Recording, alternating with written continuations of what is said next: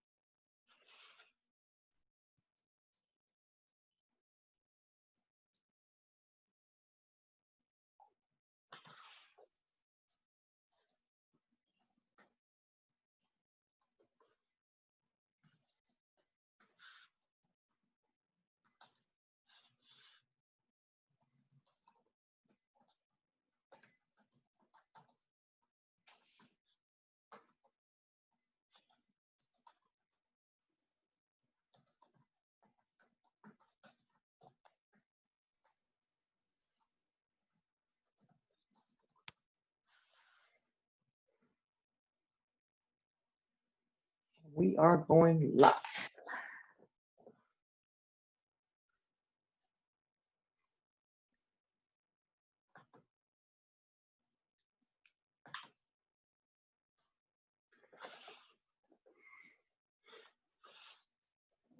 Good evening, everyone. My name is Father Charles T. Myers, and I am the pastor of the Episcopal Church of St. John the Baptist, located in Orlando, Florida, in the historic Washington Shores neighborhood. And you are listening and watching our 6th episode of The Forerunner. And tonight we have on our program Shaniqua Rose. And Shaniqua Rose is a community activist. We had met, probably everything blurs now because of the pandemic, pre-COVID, at a community event at, what's the name of the center we were at with Miss Mabel? I always forget the name of it. The senior Claudia Allen, senior citizen. And we were just meeting, and then we connected, and Shaniqua started coming to our church, and then she started sharing what she's doing. And I said, you are on the same page as our church and what we do at our church. So I invited Shaniqua to come on and to talk about her life, how she got called into this, what she's doing now, and just kind of community organizing in the church in the midst of this pandemic and protest. So without further ado, I will turn it over to Shaniqua to introduce herself and just talk about how'd you get called into this work. Good evening, Facebook. Good evening, Father Myers. Thank you for having me. The calling of life and transition is one that you will take sincere beating if you don't listen. I am a Paramore resident, and I can tell you honestly, for months, I tossed and I turned about where do I go? Where do I, it's time to buy a house, I have a child, time to buy a house, set an example for him. And God kept saying Paramore, and I'm like, God, there's no way possible we can go to Paramore. And he's like, yeah, you will. And I'm like, no, there's so many other places. Why Paramore? Because I said so. And I mean, it was the fight. There were hiccups. But before moving here, my thought process has always been, you always hear, there's always two sides of the fence. You hear the side where people don't want change in low-income communities. People are okay with the okie doke, and they're okay with the same old, same old. And that's always one side. And then you have to say to yourself, is that the truth? And I'm not a person that I'm just going to listen to one person tell me something. I'm that person where, just like the 5-year-old who put their hand on the stove, your mom tells you it's hot, you put your hand on the stove just to test the waters. Right. And I said, that just can't be the truth. You can't have every low-income community everywhere that they don't want change. And so I explored. I attended neighborhood association meetings before I moved here, got to know the neighbors, got to know the residents. And, you know, I was in a space where I could help from the governmental side. So it was, you know, hey, you call and you said this was wrong. So that's, you hit the button, the little button that they have at Staples. That's easy. And then you start piling up the list and you really say to yourself, wow, it's a lot of little things. People actually do care. But sometimes it's that rejuvenating, fresh eyes and ears to be a reminder, hey, it's not in vain what you want to do. It's not in vain that you want to see change. It's not in vain that, you know, you want progression in your community.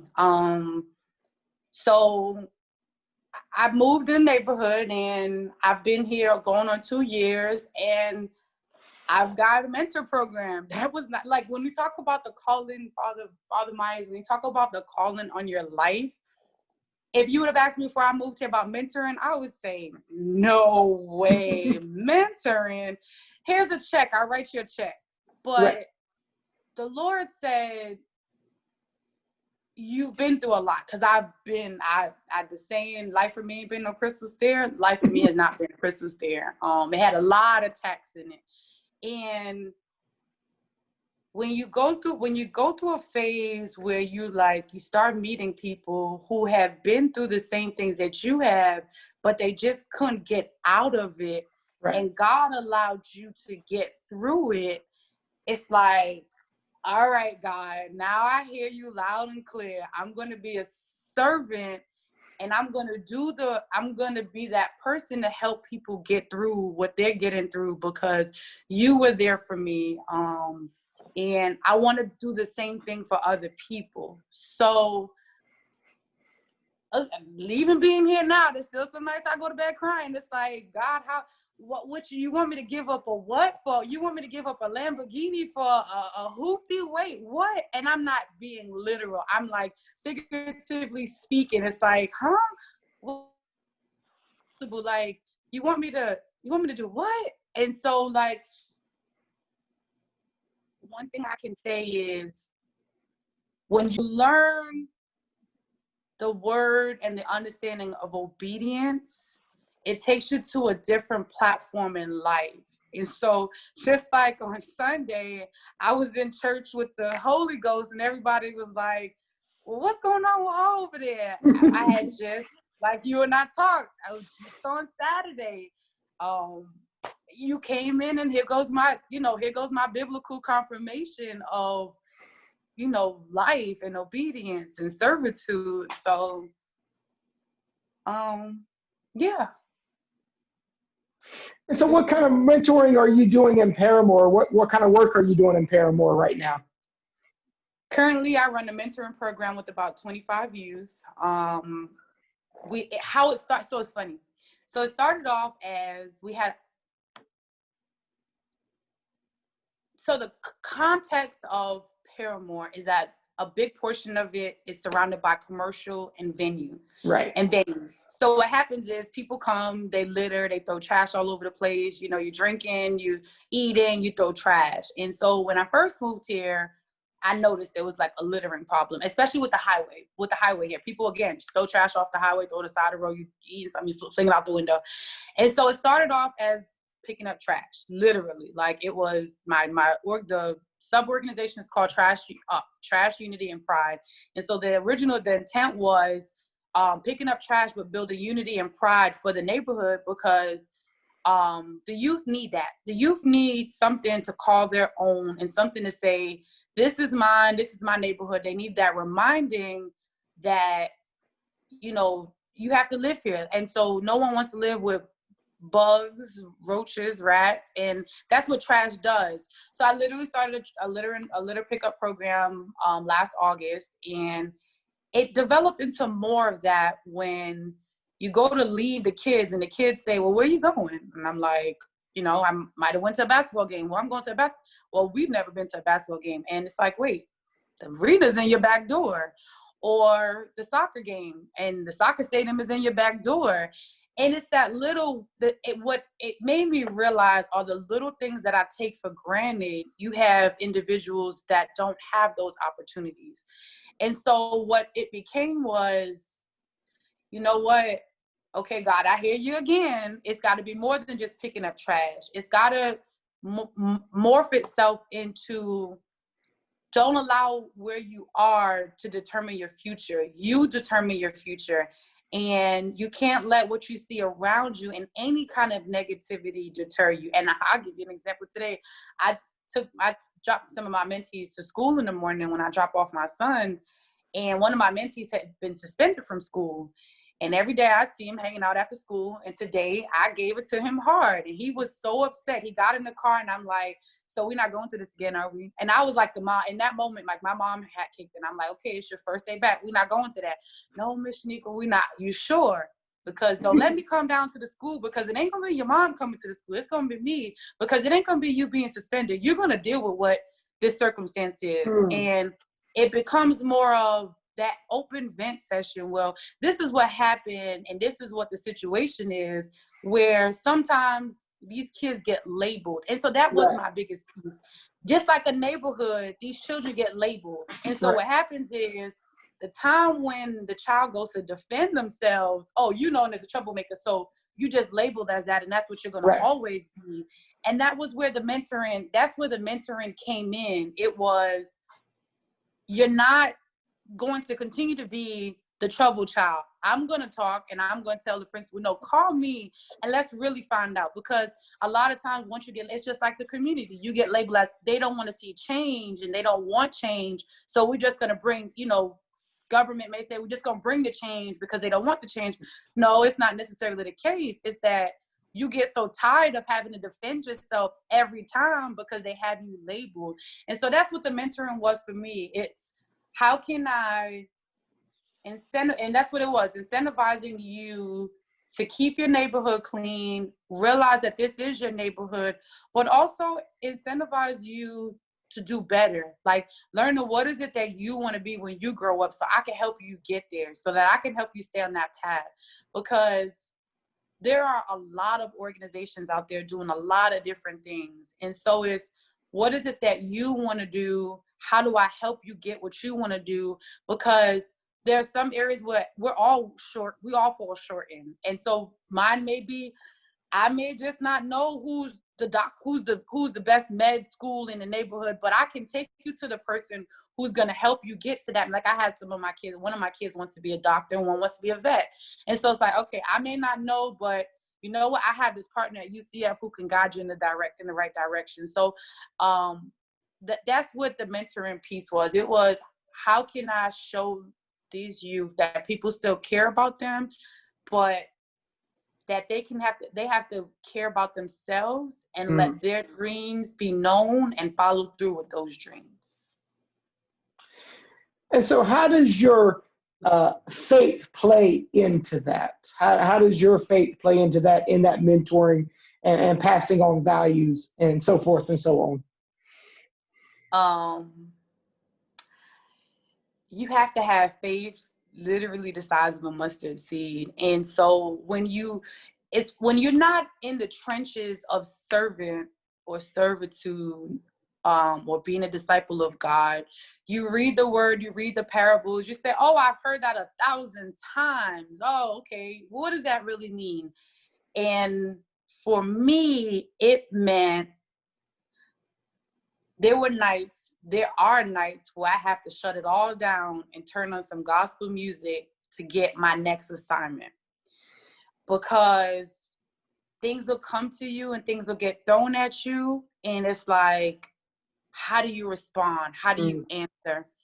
And everything doesn't need to be answered. And so faith is knowing that when you turn to God with whatever it might be that you're going through, he has an answer.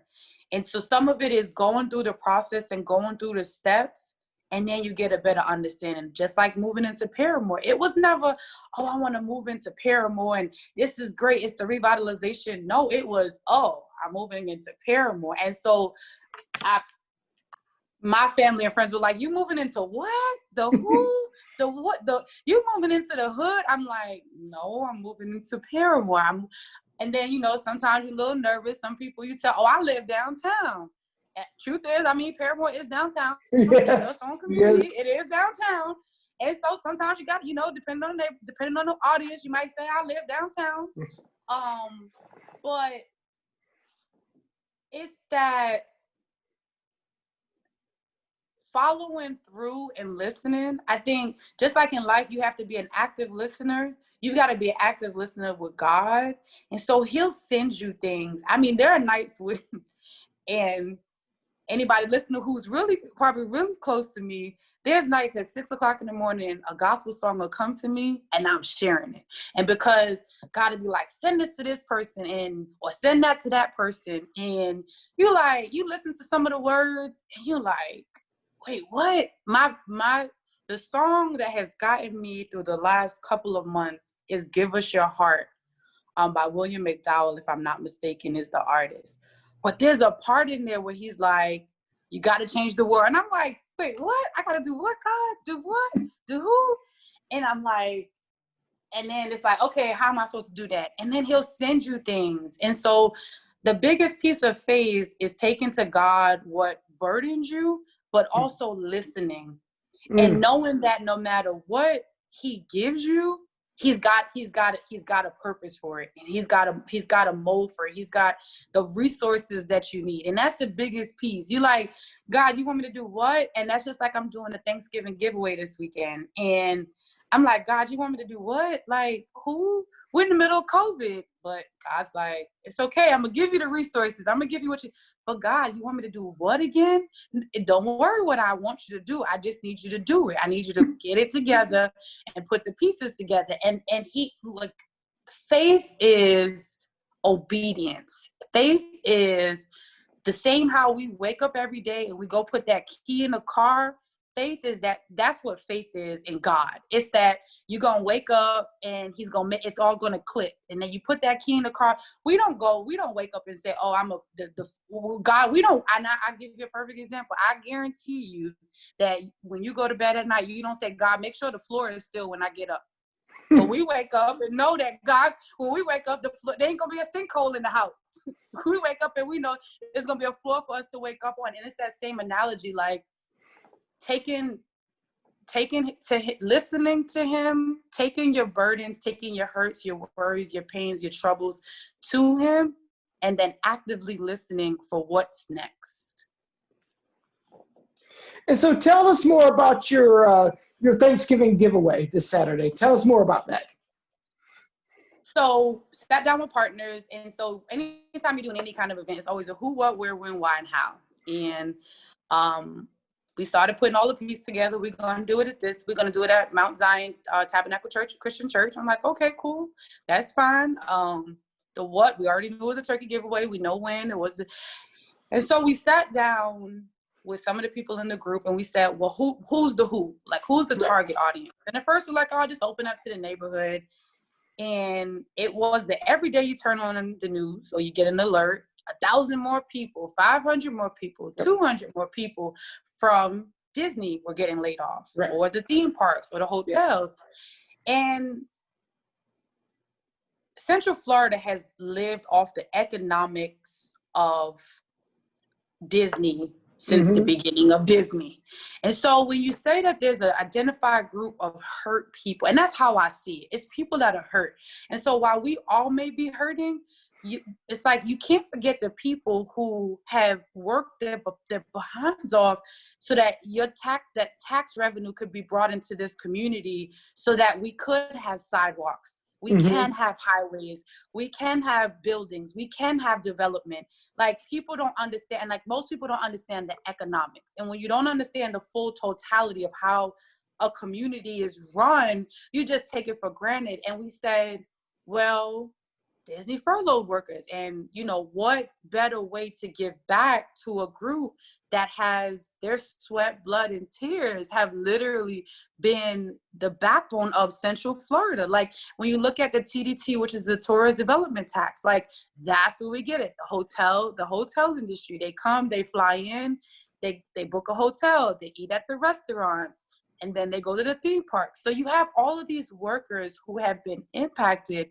And I said, we said, okay, well, what about them? And, we said, there's no better way to give back than the group that has been giving to our community. And so, like, again, it may not be in what we can physically see, but it's understanding economics. And that's one thing. Like, my group understands economics. We understand economic development. And it's like, again, without tourism, the economy crashes, which is what we're going through right now. So we focusing on the furloughed Disney workers. And we started thinking about what's next. And we're like, okay. And so what started happening is, so I tell people all the time, you either get one or two emotions with me most times. You either get when I'm upset or I'm sad or any kind of negative, you either get the smiling or you get the crying.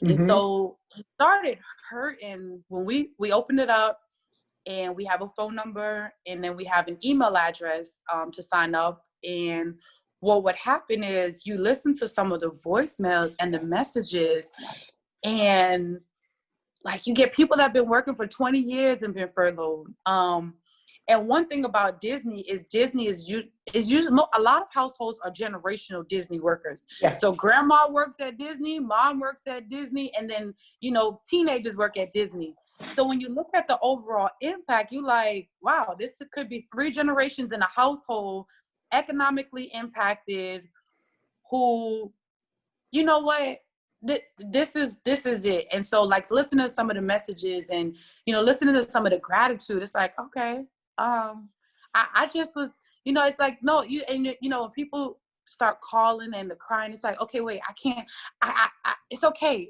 Like, this is what I was told to do. I'm here for it all. I don't want to hear you crying anymore. Like, you have a spot, you have a reservations. And so what the sign up is Love for Disney's, LUV, the number 4, Disney's, DISNEYS @gmail.com. You email phone number, first and last name, phone number, including email address, how many in the household, zip code, and what park or resort or affiliation with Disney, because we've had the cruise lines, they've been shut down. Cruises haven't been going out. So we've had cruise line workers. You have, you just name it. It's every minute of the investment is well worth it.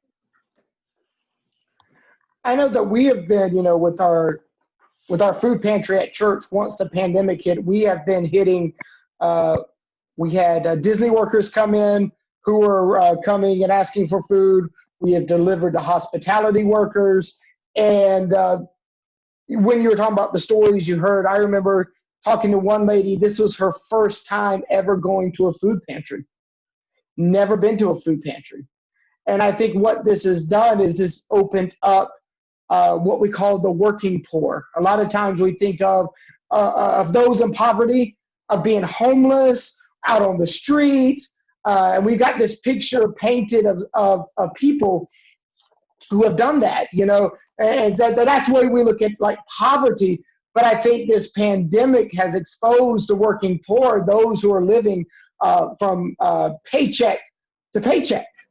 And so I think like what you're saying about with our Disney workers, with our hospitality workers, we deliver 40 to 40 households to hospitality workers who have been furloughed, and now some of them have been terminated.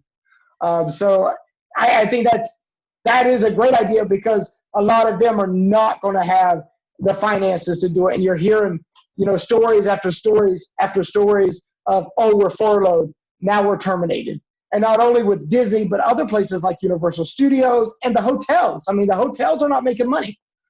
So they're furloughing people and only a limited staff. And what you find out with hotels, it's staff that is not needed, and even office staff, like people within HR who usually are doing the terminating. They're the ones terminated the most, because why? You're not hiring anybody.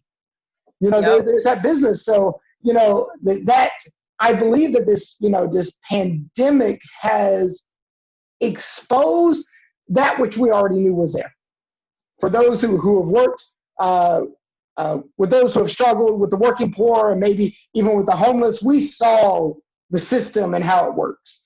But now this pandemic has just uncovered that system almost for all the world to see.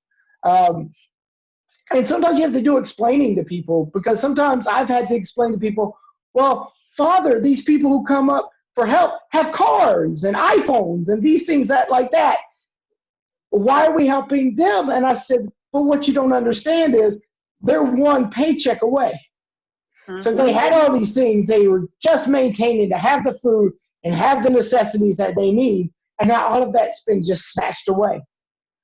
And really a lot worse than what we saw in the 2008 crisis back in the early 2000s as well. So how do you feel in the midst of this?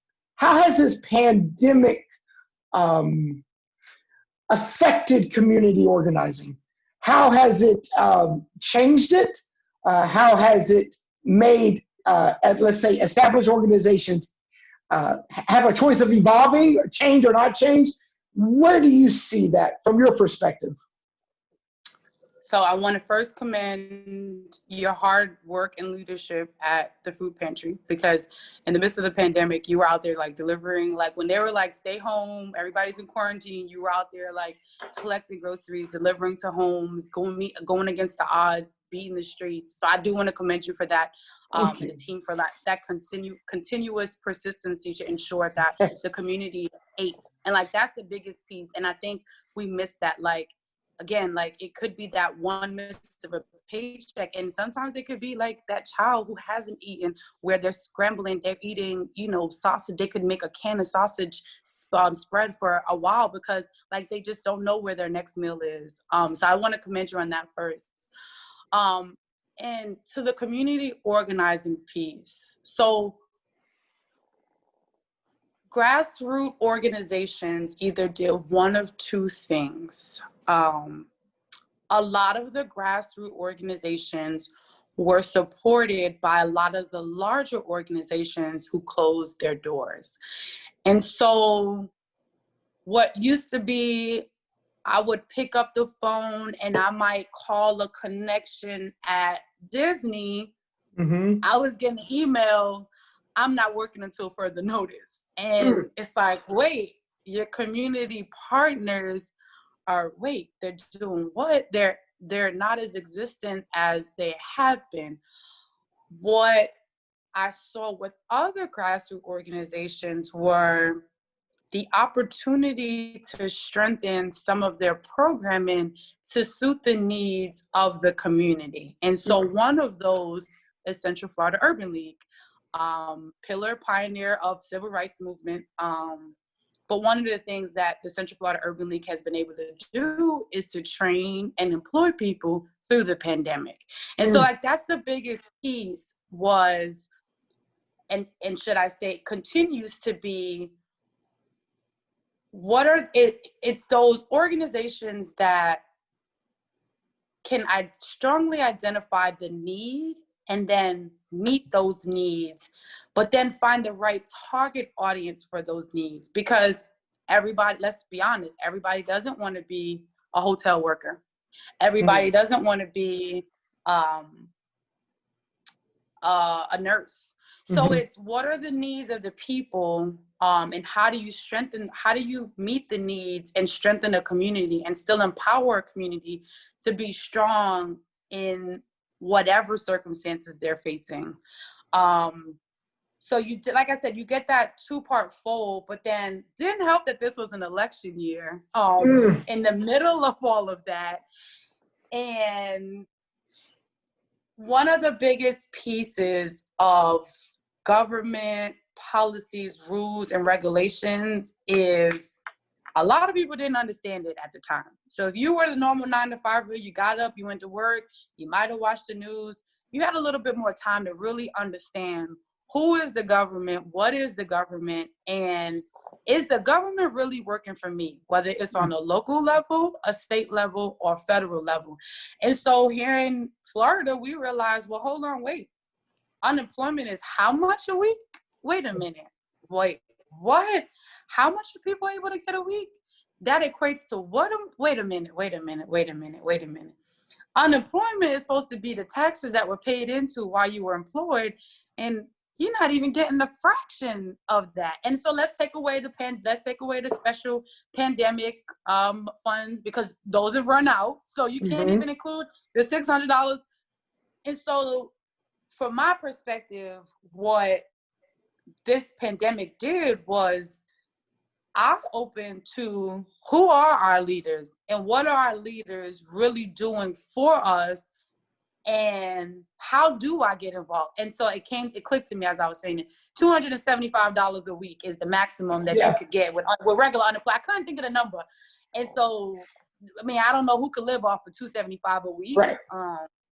And so, but then in my personal opinion, what I've observed is people have had that time to say, well, who is the government? What is the government? What does that look like? What levels do they work on?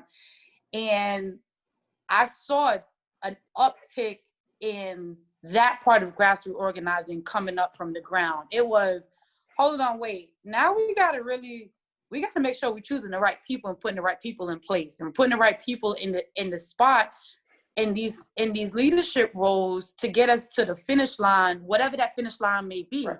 Because I live in a new area. I have 2 neighbors, and our needs are totally different. What I want and what they want, living in newer houses, are not the same. But it's, what does that finish line look like for the community, and how do you get there? What are the processes? What are the procedures? And so that's why I say it's the 2-part forward grassroots organization and community organizing, because I believe here, at least here in Central Florida, we did a pretty decent job of bringing some of our real issues to light and saying, what do we do next? And what does next look like? We know where we stand. And so what is next? And so again, like I said, Central Florida Urban League is one of those. Okay, well, they just started a new programming, and it was some of the businesses, they just started a new Microsoft programming. And so some of the businesses were interviewed and said, well, other than, shutting your doors, what other reasons, did you have to let people go? And technology was a big thing. So now it's like, how do we analyze where we are, okay, maybe technologically, as a community, as a society? What adjustments did we have to make, and how do we make those adjustments profitable? A lot of, like, Publixes, they had to renovate the inside of their building when we first had to do social distancing. So there was a market for construction, because a remodel is not done by your Publix workers, they're done by a contractor that comes in and does the work. Right. So what the pandemic did for, in my opinion, this is all my personal opinion, is it made you really analyze, man, what did I want to be when I was growing up again? Like, what was it again? Like, let me go back and analyze, because I may not be where I was supposed to be. And this was my awakening. And for some people who didn't you have some people who blossomed during this time. That means you were where God wanted you to be at all times. And you were in your calling, and you were doing your calling. And so some of it is, okay, let me analyze what I need to do a little bit differently. And some of the grassroots organizations saw a lot of volunteers during the time. And it was, okay, God, this is about the 20th email I got about calling for something. Let me jump in and call. So I believe that this allowed some grassroots organizing it allowed 2 things. It strengthened your faith, because you now had to turn to God and say, God, what do I do next? Am I walking in not my calling, but your calling? Right. And in my opinion, what I have seen, and I can attest personally, again, I can only speak for me and what I see, a lot of those organizations who did prosper during this time are in a servitude place, because God, you let me prosper during this time. How can I give back? Right. What can I do differently? What can I do to ensure that there are others that I can uplift, and what does that uplifting look like? So that's my opinion of what this grassroots, like what the pandemic did with organizing. It strengthened some, it weakened some, but it has been a time of faith, guidance, and walking in your calling. And so how did you feel like, and kind of talking about all this in the mix, we've had the protest during the summer that also showed us what was already there in the midst of the pandemic. So how do you think the pandemic affected the protests, and the protests affected the pandemic in the sense of the atmosphere through which we were living in? My views are that systems have been built to keep the poor out. The systems have been built to keep the poor and the rich richer. And the protesting was a time that what was happening behind closed doors were now coming to the forefront. And the systemic issues that were in place to keep individuals from rising became real life. Mm-hmm. And I say that because when you have organizations, like large organizations such as, if I'm not mistaken, I'm not going to name, I'm not going to mistake a name. There was a large organization that put a plan in place to upstream and uplift African Americans into management. And so when organizations do things like that, that means that there was always a systemic problem. We just in a space now where I can call a spade, and I no longer can say, well, I think or I thought. No, it created a space where I could now say, no, we were not given the opportunities, and we are not given the opportunities, because guess what? Attorney so-and-so is knocking at the door. Well, what racism are you facing at your job? And how can we help you?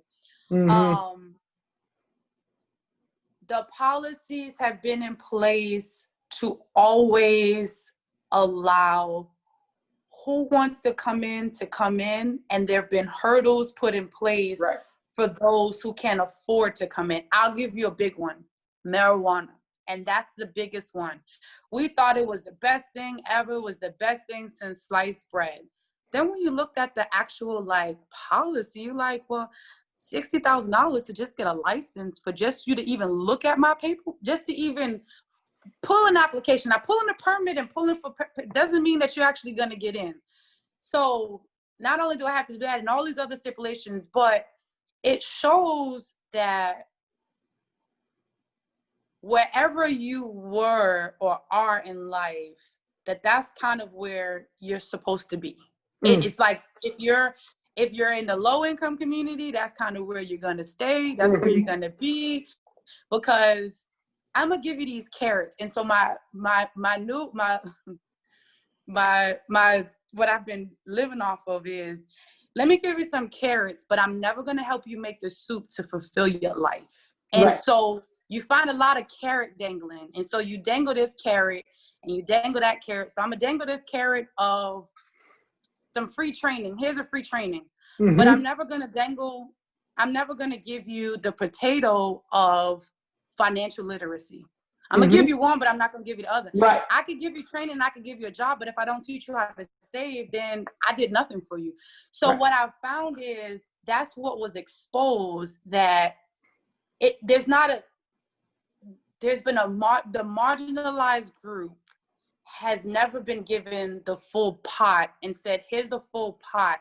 I want you to be fully nourished. I'm going to just give you enough to let you get by, but I'm not going to help you get to the next level. And so again, like I said, when a large organization comes and says, we're going to build a 5-year plan to bring African Americans into management, it's like, wait, what? How is that even possible? Like, why is it that you have to create a policy for an individual group of people? Who are you satisfying? Are you saying we check the box? And so now I can say this publicly, Wells Fargo got slapped on the wrist for that one, because they were like, oh, we have no qualified African Americans for these management. Wait, what? No qualified. How is that even possible? Like, you're trying to tell me all these people going to school, all these people in your, you have no qualified. So like that one you could say publicly, because that was made all over, that was made public. But the protest, so what I have actively been involved, and that's the piece that is really important. I have been actively involved in helping the protesters, because a lot of here locally, a lot of the protesters are the younger generation, the Gen Right. Zs that are tired, and it's time for change. We don't see the full change for us. So what I have been doing is facilitating conversations. So a couple of weeks ago, we had conversations with Senator Bracy on, sessions are coming up in a couple of months. Right. What kind of substantial policy changes can we talk about police reform? And so one of the biggest pieces that we struggled in, it's hard to analyze and accept, but it's the truth. There was a negative narrative set with the Black Lives Matter movement and the civil rights movement that we're in. It happened to be branded by an organization that has a not so nice connotation when it comes to violence. And so what it did was it painted a narrative that wasn't real, and we're actually about to face that with a new act that our governor is trying to propose. Yes. That protest equals negativity, and it's like, wait, show me where we've had burning down of buildings and these mass lootings. And I mean, I don't know if, Reverend Myers, I don't know if you saw some of the video and footage from New York. I'm from New York. And so my family was sending me, they were creating fires in the middle of the street. They were throwing bottles at police cars. So show me where that was happening on a consistent mass number basis here in Florida. And then I could say, you know what, Houston, we have a problem. My biggest concern out of what we're doing is being very cognizant of policy changes that will create a 1960s and 1970s replay. And so for those who are watching who may not know, 1960s civil rights, we got policy change, we got the Civil Rights Act, we got so much change. And the 1970s, guess what? Everybody went to prison. And it created and it set that negative connotation. So my concern is ensuring that the protesters get to the table to understand, be cautious in the narrative that you're allowing to be set, because you don't want those narratives to come true and you're not at the table. And you're not being cautious of what we're about to get now, where you have a governor that's trying to bring an act that will criminalize protesting, so to speak. We've been protesting since the beginning of time. People protest about everything. And so here goes another part of this protesting movement. Well, here we are protesting for a marginalized race. And you trying to say, now we're trying to make it a criminal activity for protest for this marginalized race. And so that's my biggest concerns, is not replaying that pipeline to prison that we've experienced in the 1970s, where our young men were removed from the households. Our young African-American men were removed from the household, creating the system of pipeline to prison, because now little Johnny Sr. is no longer home. So Johnny Jr. feel like, I have to be the man of this household, so I've got to hit the streets. And well, we all know what streets equal, right? Go on and join Johnny Sr. right in prison.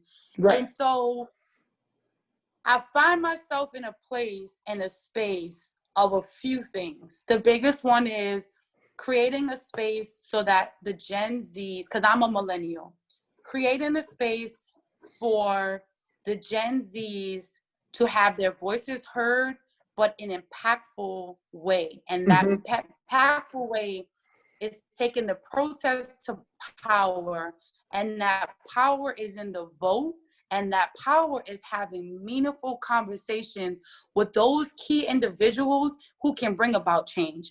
Because what you don't want is the negative protest connotation. And so it's negative to law enforcement because, and I'm going to explain why, because I wear both hats. I have loved ones that are that get up and put on a uniform. The negative connotation is, I can't protect and serve my community because now I have to protect and serve the protesters that are on the streets to ensure you all aren't getting run over, that there isn't a mob coming to attack you all. And so that's where that negative connotation is. But how do I take you to behind. I tell people all the time, everything happens behind closed doors, no matter what it is, whether it's a good thing or it's a bad thing. That behind closed door meetings are just as important as you protesting. And I told the protest, I don't ever want you to stop protesting, because there are going to be some things where we are going to need to show up in mass numbers, and we're going to have to fight. And the only way you fight is when it's a large number of us showing up and saying we want the same thing.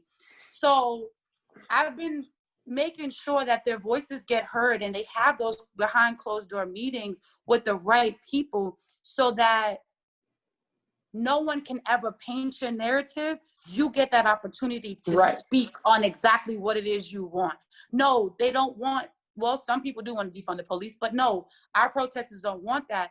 They want to see more of, or should I say less of, the harassment in the African-American neighborhoods. They want to see less of community collaboration with law enforcement. And I've been asked to join part of a group to work on that, what that looks like. And it's important that I tell everyone, it's everything in life is a relationship. And I tell people, work is a relationship is a relationship, community partnerships is a relationship. How do we come together? Number one, that's the biggest piece, but everybody has to accept their shortcomings. And so accepting your shortcomings is the biggest piece. And that goes back to the Bible. When you fall short, you turn to God and said, I fell short. I'm sorry. Can you forgive me?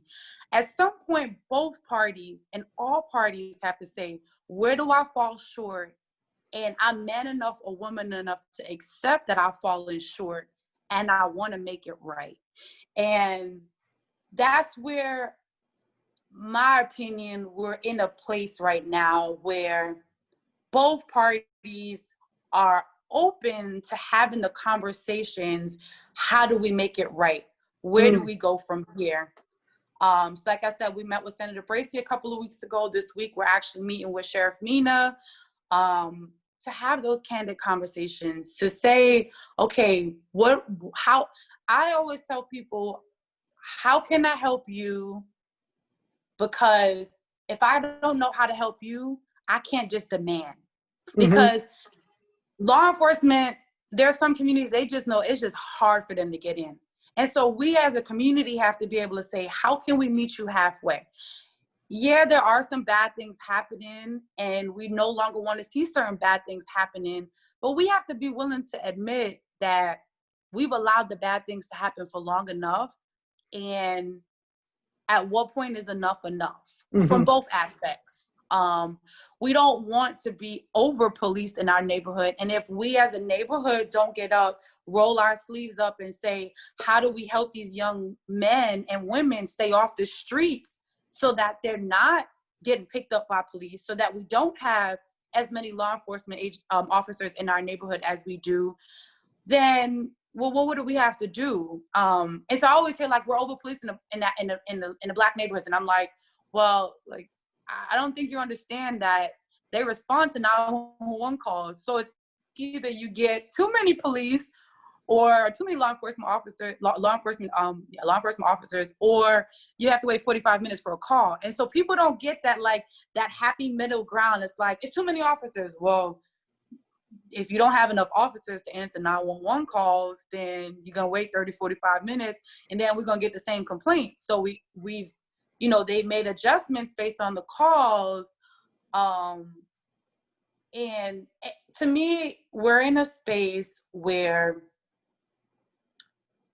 it's time to take the protesting to power, and the power is in the people.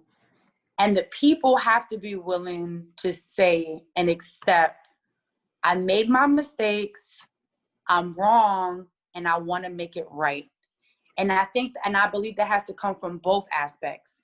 Okay, law enforcement has made some mistakes. They've done some wrong. There's actually one of the agencies, if I'm not mistaken, has actually just, if I'm not mistaken, locally, has just changed their body-worn camera footage. It goes back 30 seconds, which wasn't happening before, because it was that instant, well, I didn't know that was an issue. So it's that acceptance of, it was that acceptance of meeting halfway, and what does halfway look like?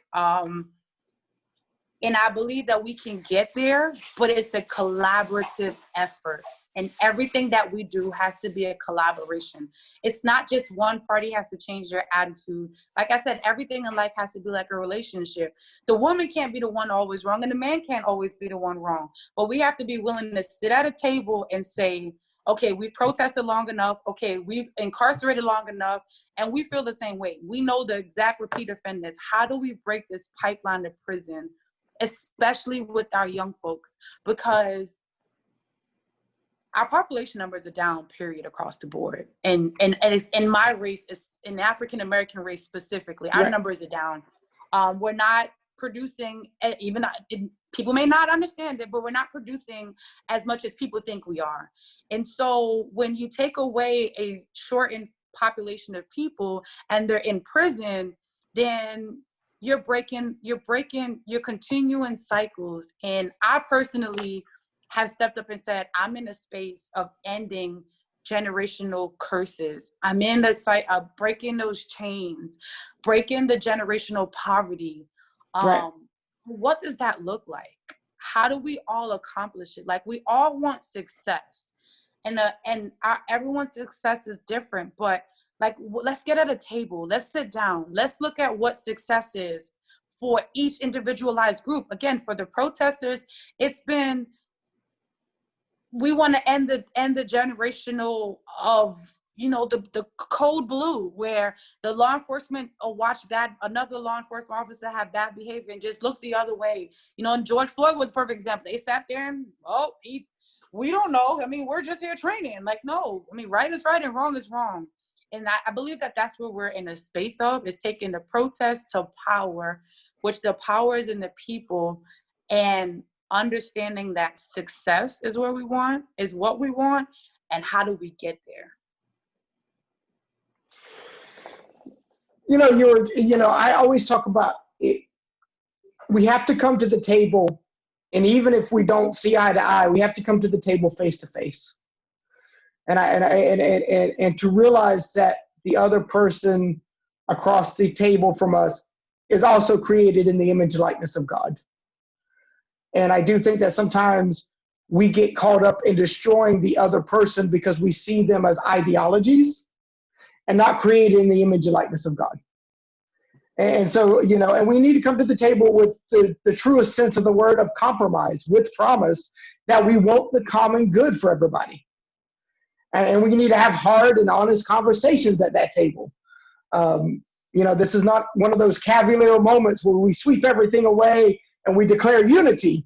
It's really having those hard heart-to-heart conversations face to face, and experiencing the other and in their shoes. So in your community organizing, because you've been in community organizing, what do you think is the role of the church and faith communities in this community organizing? What do you think is the role, and how does that look? I believe, and look, don't come down on me. I believe that there needs to be more collaboration. Mm-hmm. And so everyone is, this is what I'm the Washington Shores. This is my turf, and I got these blocks. And so what I've witnessed is churches have become conceptually like gangs, where it's like, and I'm just speaking conceptually in the sense where everybody is territorizing, where instead of let's all roll up the sleeves and let's all do the work. And you get nowhere when we're not collaborating. And I'll give you a perfect example.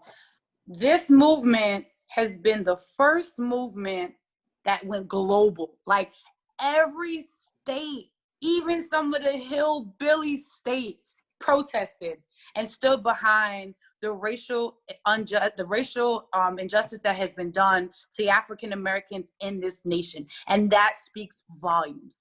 So my opinion is the church's role is the collaboration.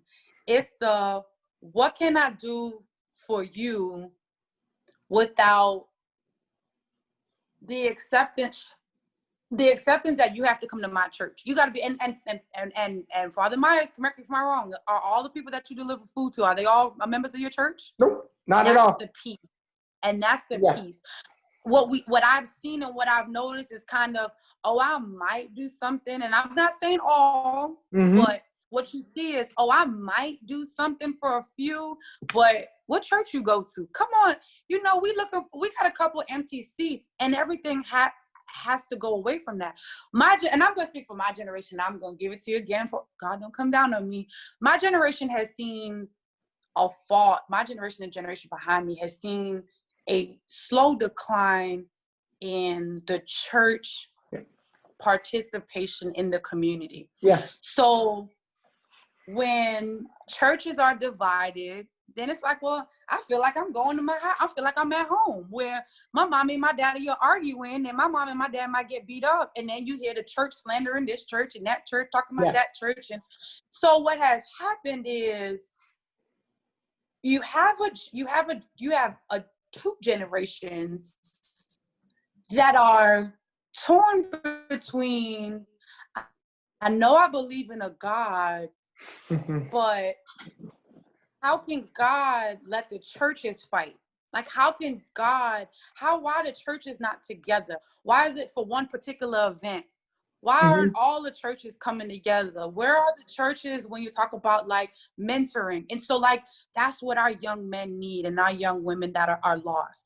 If one member, and some of these churches have thousands or have hundreds. And so if one church member adopted a youth, we wouldn't have the issues that we have. Right. So when you try to compare, you have a generation where your 60s and up were the village. And so what a village looks like, the church did that.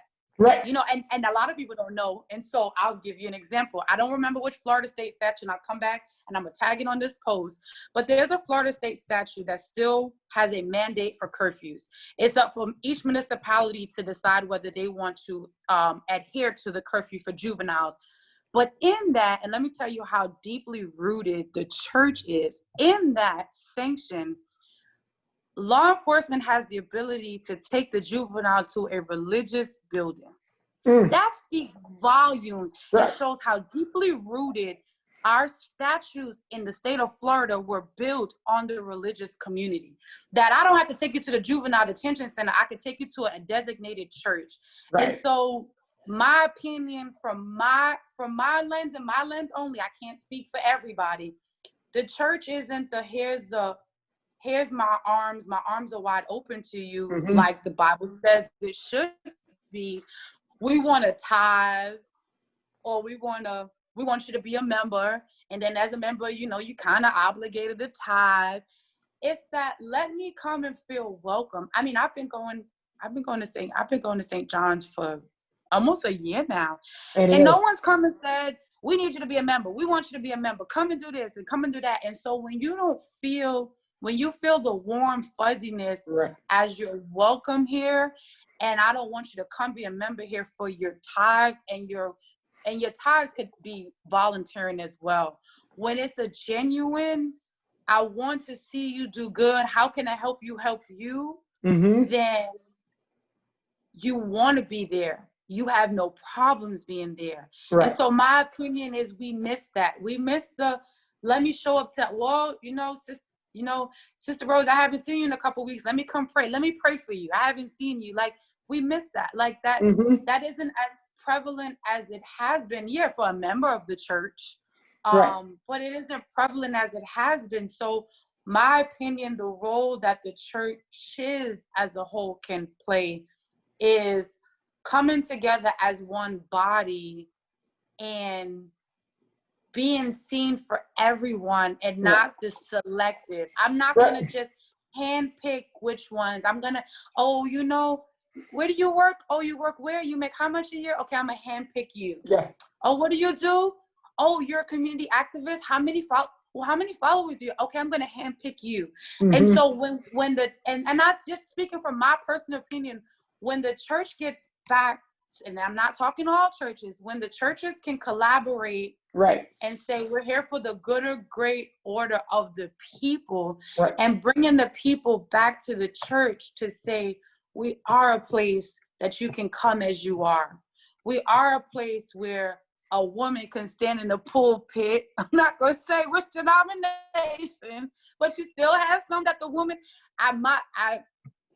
I've witnessed it. You can stand at that podium down there. And so when we can come to a place where we're all welcome, and it's come as you are without the judgment, which is in the Bible, I believe the church as a whole, and I'm not talking one specific over another, will start to see that influx. You can relate. You can, sometimes, Father, you speak some stuff, I'll be like, what station you listen to? Because that ain't the station you're supposed to be listening to. But the elderly's probably judge you in. But for me, it's like, oh, you hear my music. You understand my vibe.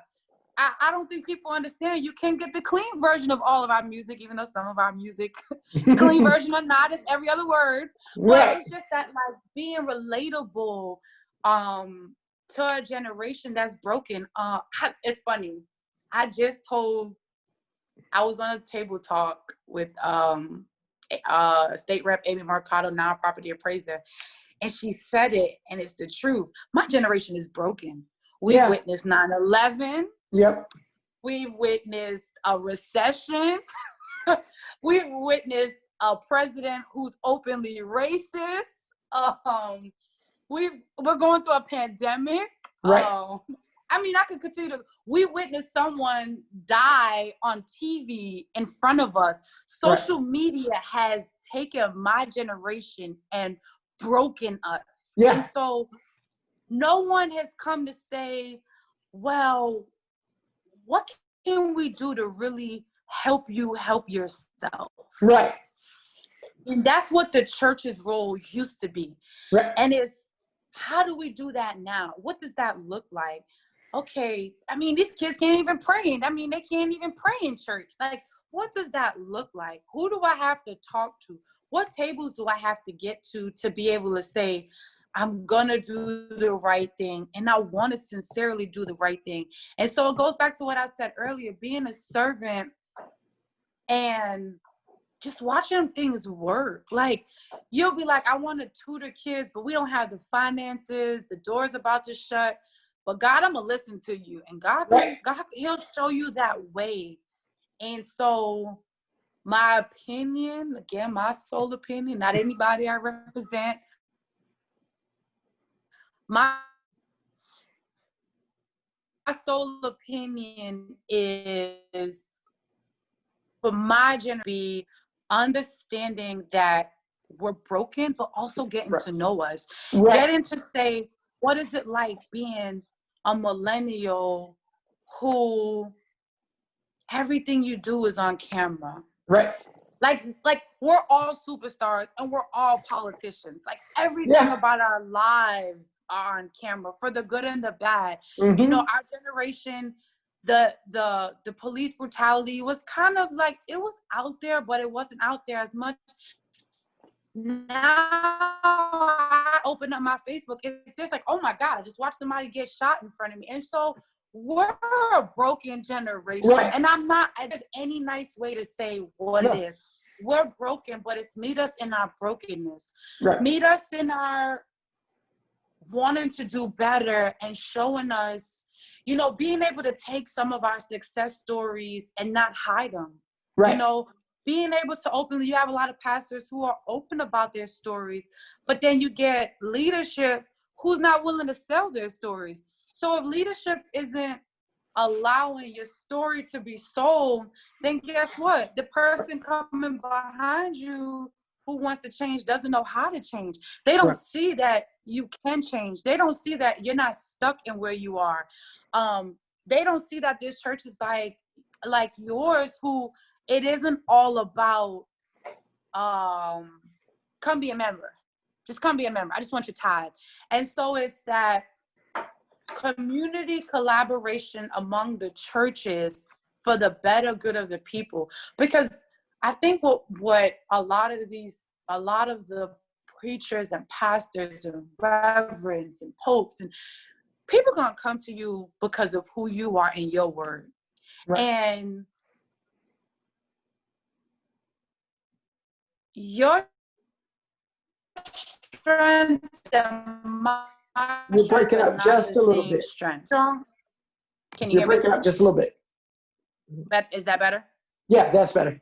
Okay. So say what you were saying right cut out about just what you were saying. Just if you can repeat it again. We're in a space where, again, every church has their own group and you have your own following. And so I think that when the religious community can understand that, like, I'm going to follow you no matter what. I'm a diehard no matter what. I'm going to continue to follow you. Everybody has their strengths and everybody has their weaknesses. And if you go back to the civil rights movement, Martin Luther King brought the church. And then Whitney Young, he brought the working class. And That's so right. it was all the group, understanding that there's the biggest piece is understanding your role as a religious leader. And I'm not speaking you, I'm speaking as a whole. Right. How can the faith-based community help? It's coming together for the greater the good of the people and realizing you each have your own strengths. Right. You might be strong in one area, and that's what's going to get your community to come to you, and that's going to continue to get your congregation to come to you. And another religious leader may be strong in whatever it might be. And so, but it's that the connection, the community connection and collaboration in the religious leaders for the greater good of the community brings back the modern day and can begin the healing process. Because again, I am part of a very broken generation. Like, and I'm pretty sure a lot of the religious leaders can attest to that. Like, we'll rather sit at home and get our word online, because I don't want to deal with sister so-and-so drama and sister so-and-so sitting across from the room looking at each other and talking about each other. Because this ain't what church is supposed to be. And well, God, you said people were going to be there for me. Well, what better people are supposed to be there for me than the religious community? So my opinion, starting in the grassroots is a better collaboration with the religious leaders, and then that collaboration, it will become infectious, just as COVID has become infectious. Right. It'll become that infectious, that faith is still real. And we're all here for the greater good, and we're all going to come together. Like Vote Fest was an example where, the religious leaders went to the polls. But like, it's things like that to say, we're coming together, we're here for the greater good. We all have our strengths and weaknesses. That you may have some churches that are stronger in mentoring, some are strong in providing food. Like some have a stronger base that they could do a stronger food pantry, and some may not.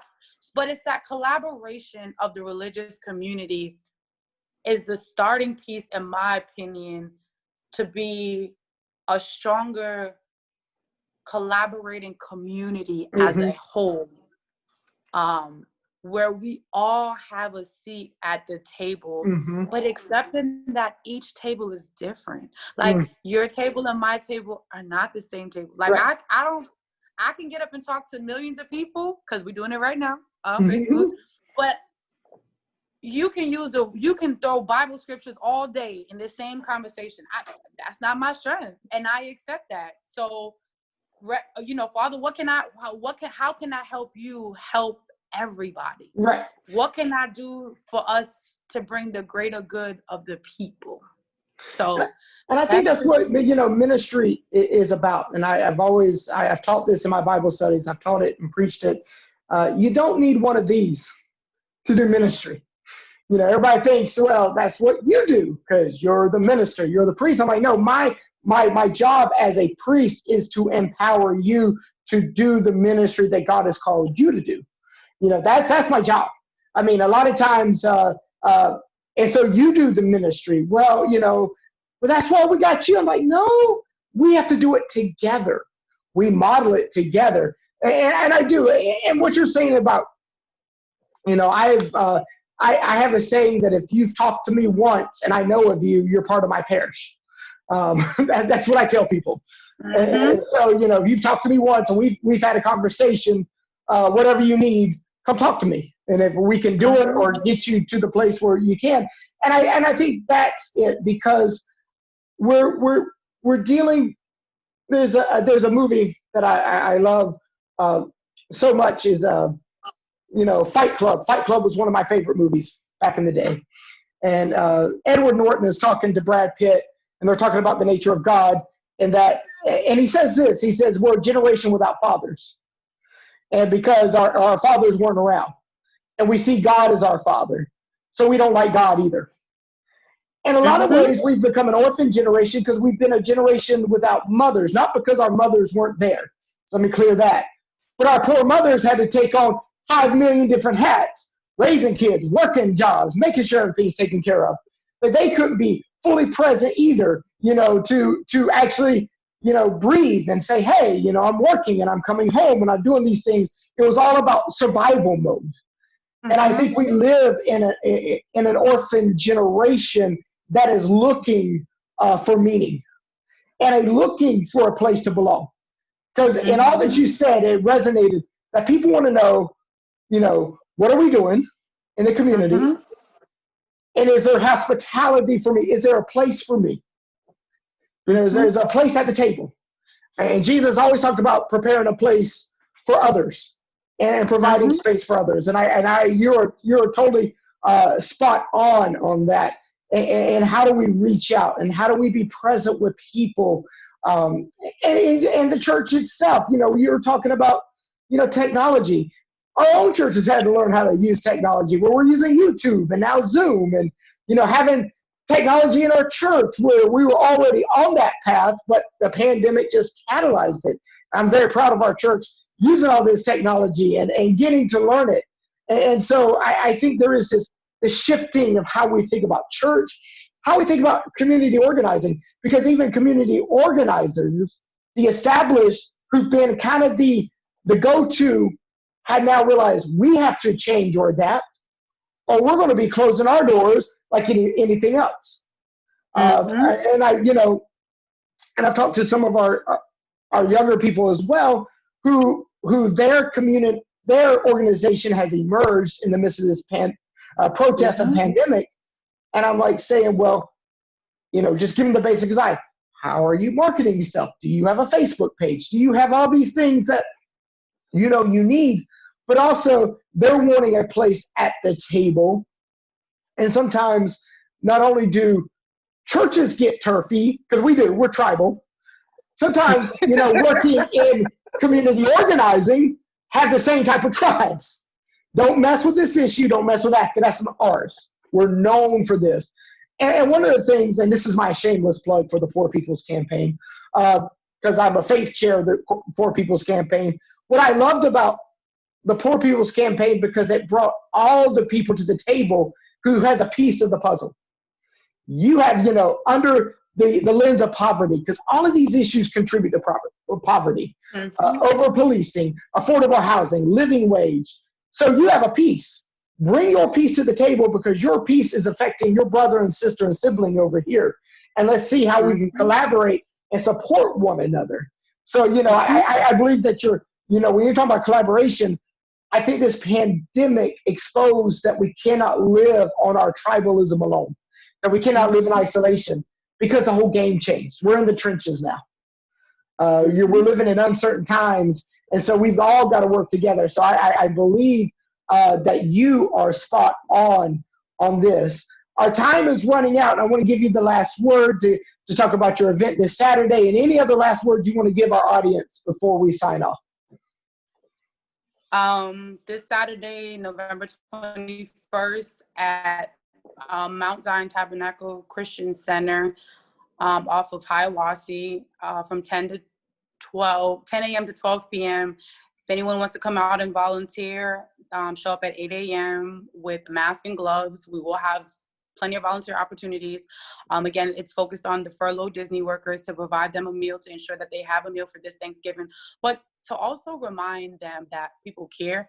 And I want to make sure I stress enough that we have to be very cognizant of reminding people that they are somebody. A lot Mm-hmm. of people are facing a time right now where they're not able to spend Thanksgiving with their loved ones Right. because they may be quarantined, or they may be, they may have COVID.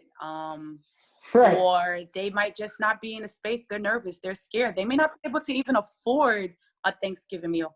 So one of the things I do want to encourage anyone watching is put a servitude hat on and find out how you can get involved over the next week, because there are a lot of Thanksgiving giveaways. There are a lot of places that you Mm-hmm. can roll up your sleeves and you can volunteer at. There are a lot of, it's funny because one of my high school classmates, when I posted about the Thanksgiving giveaway, first thing I said, here's my Cash App, here's, you can donate food, volunteer your time, whatever.